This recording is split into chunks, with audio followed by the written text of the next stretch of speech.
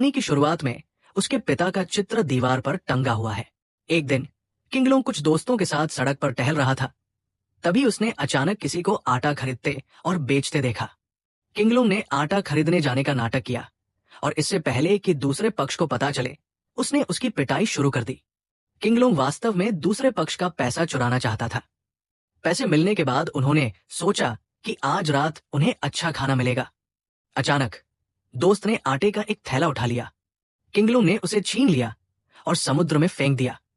उन्होंने कहा कि वो पैसे तो ले सकते हैं लेकिन आटा नहीं छू सकते। इसके बाद वे एक परिचित रेस्तरां में पहुंचे। कुछ ही देर बाद एक और गैंगस्टर बॉस आया। उसका नाम शानकुन था। दोनों पक्ष बैठ गए और कुछ देर तक एक दूसरे को देखते रहे। अचानक लोगों का एक समूह दरवाजे के बाहर आया। लोगों का ये समूह विपरीत दिशा के गैंगस्टर बॉस को मारने आया था। किंगलोंग बिल्कुल भी घबराया नहीं। ये देखकर कि वो आदमी सामने वाले बड़े भाई को मारने वाला था, किंगलोंग ने एक फ्राइंग पैन उठाया और उसे मार डाला।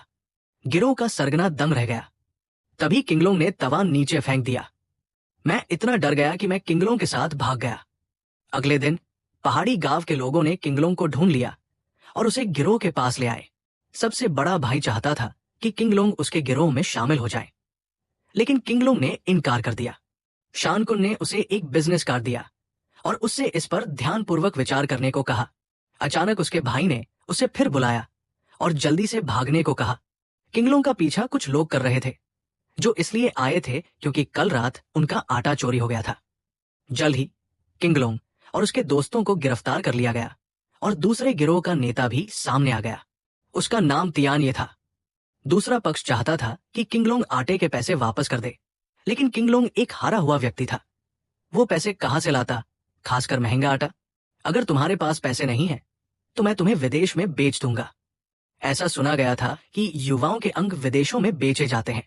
जब वे जहाज पर चढ़ने वाले थे तो दूसरे पक्ष को अचानक पता चला कि किंगलोंग के पास शांकुन का बिजनेस कार्ड था।